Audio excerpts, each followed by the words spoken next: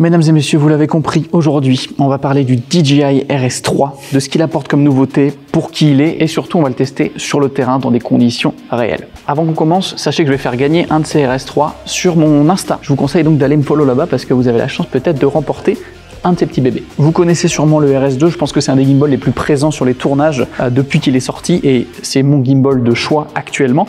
Alors sachez que le RS3 n'est pas la suite du RS2, comme si ce n'était pas déjà assez compliqué, le RS3 est la suite du RSC2. Donc c'est un gimbal plus petit avec moins de capacité de charge qui vise majoritairement tout ce qui est mirrorless, boîtier hybride A7S3, R5 comme ici, GH6 et qui va pas être du tout adapté à des plus grosses caméras. Ma C70 par exemple ne passe pas dessus tout simplement en termes de taille. En termes de poids, il pèse toujours 1,3 kg comme le RSC2 et il prend lui aussi 3 kg de payload maximum, ce qui va suffire amplement à prendre des boîtiers hybrides avec un bel objectif. On a même testé tout à l'heure avec un objectif cinéma en plus. En termes de construction, comme vous le voyez, on est vraiment sur un mini RS2. Clairement, c'est très similaire en termes de design. On a même le liseré rouge qui a été repris. On a du coup un écran OLED tactile. On a une batterie détachable, donc on peut séparer le pied, la batterie et le gimbal, ce qui fait que pour les ranger, c'est quand même vachement plus pratique. Petite nouveauté physique, on a un switch qui nous permet de switcher entre les modes pan follow tilt et le mode FPV. Et pour moi, la grosse nouveauté, vous l'avez peut-être vu dans l'intro, qui n'a jamais oublié de déverrouiller un axe de son gimbal en l'allumant et que ça fait forcer les moteurs, ça fait un bug. Ce problème-là, il est réglé complètement puisque ce gimbal apporte une nouvelle fonction d'autolock. On peut toujours accéder manuellement au switch et les fermer nous-mêmes, mais quand vous l'allumez, il va automatiquement déverrouiller tous les axes et quand vous l'éteignez, il va automatiquement tout reverrouiller et se mettre en mode valise, voire même quand vous le mettez en veille, c'est dispo dans les modes, vous pouvez choisir dans quelle position il se met quand vous l'éteignez. Ça paraît petit comme ça, mais en vrai c'est très pratique, ça va beaucoup plus vite, surtout si tu fais beaucoup de tournages où tu l'allumes, tu l'éteins, tu repars, tu changes de spot, il se met directement en position pour le porter, tu peux le trimballer et ça bouge pas et tu peux vraiment plus facilement le faire. Sinon globalement, on retrouve littéralement toutes les fonctionnalités qu'offrait le RS2 avec quelques petites améliorations. Et il y a une nouvelle fonctionnalité qu'ils ont incorporée, la possibilité de connecter votre caméra directement en Bluetooth au gimbal, ce qui fait qu'il n'y a plus besoin de câbles, etc. Vous pouvez lancer le rec juste en Bluetooth. Ça marche notamment pour l'instant avec les caméras Canon. J'imagine que ça va être implémenté sur les autres marques. Trêve de technique, on va maintenant aller tester concrètement ce que ça vaut sur le terrain. J'ai un rider qui m'attend, c'est parti. On a Kevin, notre... Oh là là, il a l'air chaud patate. Est-ce que t'es prêt? Ouais, clairement. Je vais te suivre, là je suis avec un grand angle pour donner vraiment le ressenti un peu de vitesse et tout. Canon m'a gentiment prêté un R5 d'ailleurs, donc c'est top. On va se filmer ça, je vais me mettre quand même en 4K 50. Bon, c'est chaud.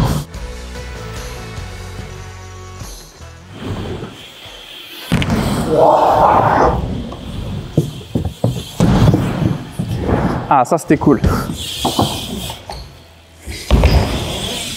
Je veux bien faire un petit plan en fait où plus je te suis, un truc plus simple où tu te balades entre les... juste même là en fait, juste où tu roules toi. Et moi je te suis, par contre j'essaye de garder la cadence, donc c'est plus moi que ça va être qui va être compliqué.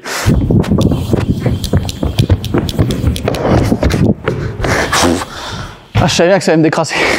En plus là vraiment c'est un plan de mon côté, parce qu'un gimbal c'est pas de la magie, ça n'annule pas tout. Et de mon côté c'est bien crade, là, vraiment c'est genre j'essaye juste de ne pas me péter la gueule. Donc et si ça marche c'est que bon, il y a un tout petit peu de shake, mais en même temps j'avais oublié à quel point c'est galère en fait de filmer du PMX quoi. Genre en plus quand il connaît rien c'est chaud, faut avoir des timings parfaits. Et du coup j'ai monté la sensibilité du gimbal, mais en fait, il faut que j'avance, tac, et que je cale ça, c'est trop galère. Quand même bien pratique le petit écran tactile, parce que sur le SC2, il n'y avait pas l'écran tactile, il y avait eu des petites molettes. Au final, l'appli, je l'utilise quasiment jamais, parce que tout est dispo maintenant directement. Donc je vais remettre la vitesse des joysticks, comme j'aime bien, en lente, tac. Je kiffe cette poignée, je la kiffe. C'est trop bien. Et je vais retenter ça, mais en étant encore plus proche. Ah ouais. Oh, ça c'était stylé. J'espère que le focus est bon. Oh, ça c'était incroyable. Si ça passe, c'est magnifique. Par contre, c'est trop bien. Ma caméra, vu que je l'ai mis une fois, elle se connecte automatiquement au Bluetooth. Et du coup, je peux appuyer direct sur Rec, ici. Et ça, c'est pas mal, j'avoue. Putain, je vois tellement rien ce que je fais. Putain, les plans ras du sol, c'est vraiment galère. En gros, moi, c'est que dès que tu me passes là, moi, je fais super vite.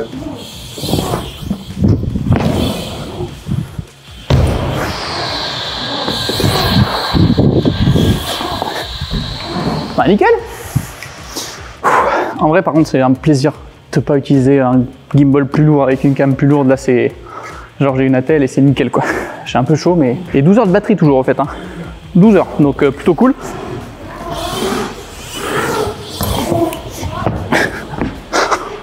Putain. Oh putain oui t'es prêt. Bah j'étais là, tu sais que je t'entends arriver dans mon dos, j'étais en mode confiance, confiance, confiance, ne bouge pas, ne bouge pas. Oh la vache, oh la vache. Y a pas de frein. Franchement, je te laisse 30 minutes, c'est bon quoi, t'as le truc en main. Elle bosse pour toi, c'est ouf en fait. C'est beau la technologie. Bon bah moi je vais peut-être trouver une nouvelle carrière, je vais passer le transfert, excusez-moi. Oh putain, la vie. Ouf. Oh. On fait une petite pause parce que il y a un pack Pro Combo avec le Ronin qui comprend du coup le moteur de focus qu'on va installer juste après et le kit Raven Eye qui permet d'avoir le contrôle à distance sur le téléphone, de pouvoir traquer tout ça. Honnêtement, je ne m'en sers pas donc je ne vais pas vous montrer dans cette vidéo, mais il est toujours là, il est toujours dispo, il y a toujours toutes les fonctionnalités. On va tenter de mettre une de mes optiques Mikey Cinema, donc complètement manuelle, sur le R5, de voir si ça s'équilibre et du coup de mettre le moteur de focus sur le Ronin et de faire le focus avec la molette, etc. C'est pas un petit caillou, ça c'est lourd. Avant, la tâche était un petit peu chiante. Ce qu'ils ont fait, c'est que sur la place-mêle, ils ont mis une petite vis avec 2 vis bloquantes. Et du coup, même si tu l'enlèves, tu peux garder ça. En soi, c'est pas gênant. Alors qu'avant, ça venait s'accrocher devant. Enfin, c'était moins pratique. L'optique ciné, elle passe. En revanche, la caméra est bien reculée, ce qui fait que si je la pointe vers le haut, ça vient frotter le moteur arrière. Fonction molette, on va mettre moteur focus. Il est passé au vert et maintenant, regarde, hop, j'ai mon moteur qui marche, mais on va faire mieux, on va l'étalonner. Il va venir chercher la limite du focus, tac, il fait le tour de l'autre côté, ce qui fait que je pourrais jamais venir taper le moteur au bout. Là, c'est plus scénarisé, c'est genre juste, je te suis, toi tu regardes un peu autour les modules, tu vois, simplement. Okay. Donc à partir d'ici, je pense, je recule et toi t'avances et surtout tu regardes pas dans l'objectif, mais tu te balades un peu du regard autour.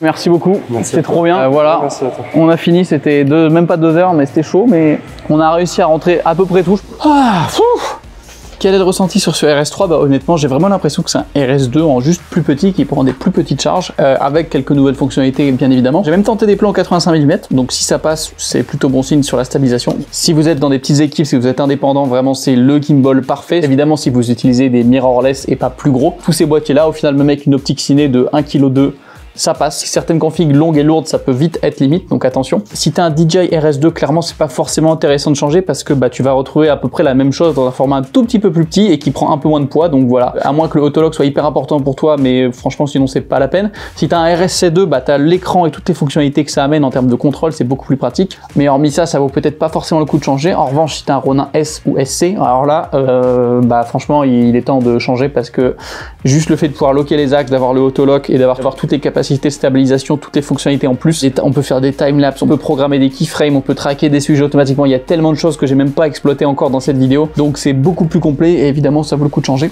Si vous êtes intéressé par ce Ronin, je vous mets un lien en description et je vous mets ici la review que j'ai fait il y a pas longtemps d'un autre produit DJI, le Mini 3 Pro, qui est leur dernier drone hyper portable et très quali. À mercredi prochain 18 h. Ciao.